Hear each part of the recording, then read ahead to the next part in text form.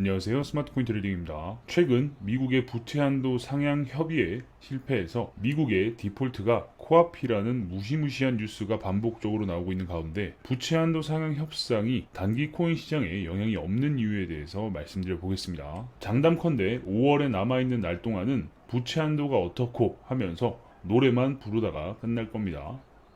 요 며칠 부채 한도 협상 실패 뉴스가 계속 나오고 있는데 한시가 급해 보이는데도 불구하고 왜 협상에 실패할까요?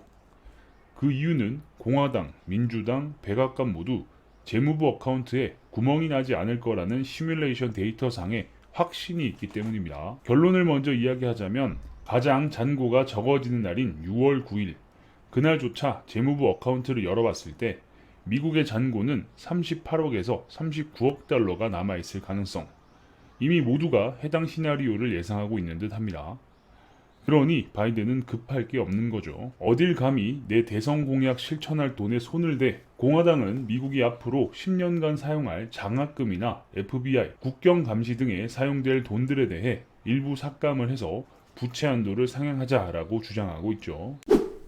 그래서 지금 모두가 보고 있는 국고 입출금 시뮬레이션 내용을 같이 공유해 보도록 하겠습니다. 뭔가 크립토 유튜브가 아닌 경제 유튜브 같은 느낌이 드는데 어쨌든 해당 데이터는 2022년 7월 29일 큐티에 첨부된 자료를 리버스 엔지니어링을 해서 적용을 했고 FED API를 이용해서 창구 일정과 지불 과정을 유사하게 따라갔습니다. 그리고 미국의 DTS, 디파트먼트 테크놀로지 서비스의 15일 발표가 이렇게 나왔습니다. 쓴 돈 71.6억 달러, 들어오는 돈 31.4억 달러, TGA 87억 달러. 그럼 이걸 기준으로 다시 0점 조절을 해서 시뮬레이션을 해석하면 됩니다.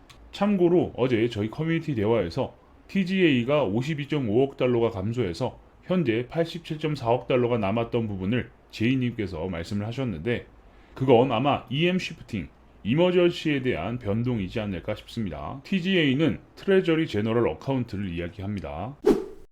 다음 주 TGA가 소진될 수 있다라는 뉴스가 자주 나오는데 이런 뉴스는 가짜일 가능성이 높아요.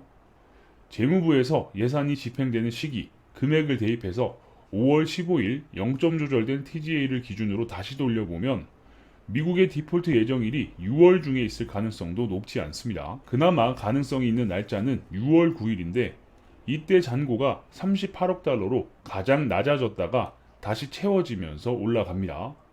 그리고 6월 중순 940억 불이 세금으로 들어와서 133빌리언 달러로 다시 증가를 하게 되고 예정된 6월 30일 월말 지출이 비교적 대량인 82빌리언 달러로 발생하게 되지만 그날은 엑스트라 오디널 메이저 언락, 즉 특단의 조치 해제가 예정돼서 143빌리언 달러가 추가로 들어옵니다.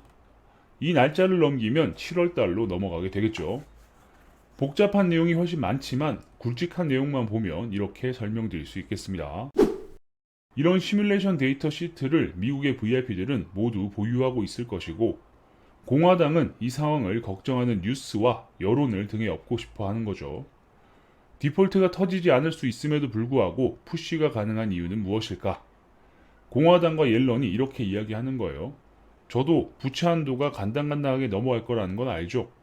그런데 그냥 넘어가지 못하게 어떤 뇌관이 작동해서 대형 폭탄이 터질지도 모른다는 생각은 안 하십니까? 여기에 바이든 대통령은 당신들이 그 뇌관을 건드리면 터지겠죠. 일단 폭탄이 터지고 나면 그 뇌관을 누가 건드렸는지를 조사해 볼 생각입니다. 특히 은행에 압박을 넣어서 일부러 특정 은행을 터지게 한다던가 말이죠. 공화당과 옐런은 규제를 이용해서 은행 이슈, 부동산 이슈가 한 번씩 터질 때마다 긴급 자금 수혈 상황을 만들어낼 수 있는 사람들입니다. 아니면 특정 은행의 위험성을 지속적이고 과도하게 언론에 노출시켜서 결정적인 타이밍에 은행의 뱅크런을 연출할 수도 있겠죠. 과거에 이런 적도 있습니다.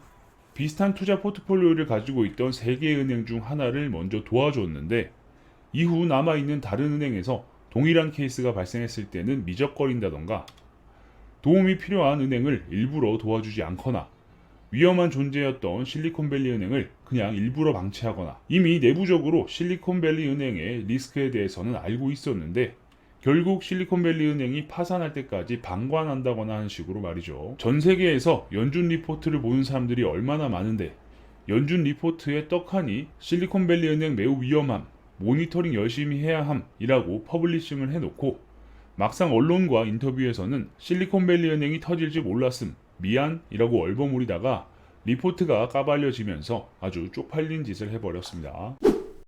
드라마 재벌집 막내 아들에서 회장이 대통령에게 이야기한 게 있습니다. 그렇게는 못하겠습니다. 아마 대통령님이 생각하신 대로 잘 안 될 깁니다. 라는 장면이 나옵니다. 대통령님은 조용히 시간을 끌면서 7월까지 디폴트 이슈를 넘기고 싶으시겠지만 누군가가 이 변수를 인위적으로 건드려서 D-Day에 TGA가 바닥나는 상황을 발생하지 않는다고 장담할 수 있겠습니까? 결국 지금 벌어지고 있는 지키는 쪽과 공격하는 쪽의 싸움은 공격 측이 이길 가능성이 높다고 보여집니다. 공격자인 공화당은 남아있는 기금을 어떻게든 빠르게 소진시키기 위한 특정 은행 몇 군데를 타겟으로 해서 위험성을 부각시키는 각종 뉴스를 쏟아내고 대출 부실에 대한 내용 등을 복합적으로 연일 노출시키면서 자연스럽게 타겟 은행들의 연쇄 뱅크런 가능성이 높아지는 그 시점에서 방어자인 대통령과 제대로 된 협상을 준비할 가능성이 높아 보입니다. 당분간 공화당이나 옐런이 미국의 특정 은행을 타겟팅해서 이슈를 일부러 띄우는지를 모니터링하도록 하겠습니다. 미국의 디폴트가 발생하면 전 세계 경쟁에 재앙이 닥친다라고 경고들 하고 있는데 디폴트를 만들어내기 위해서 공격자가 가능한 그룹에서 앞뒤 없는 공격을 하지 않는 이상 간당간당할 수는 있겠으나 곳간에 돈이 텅텅 비어버리지는 않을 듯 보입니다. 그렇기 때문에 비트코인 시장에 단기적으로 큰 영향을 주지 않는다라고 말씀드리는 거고 그래도 공격자의 움직임을 잘 파악해야겠죠. 계속해서 여러분들께 도움이 될 만한 다양한 정보를 알려드릴 수 있도록 하겠습니다. 영상이 괜찮으셨다면 구독과 좋아요도 눌러주시고요. 알림 설정을 눌러주시면 누구보다 빠르게 새로운 정보를 받아보실 수 있으니까 구독, 좋아요, 알림 설정까지 눌러주시면 감사하겠습니다. 그럼 전 다음 영상에서 뵙겠습니다. 감사합니다.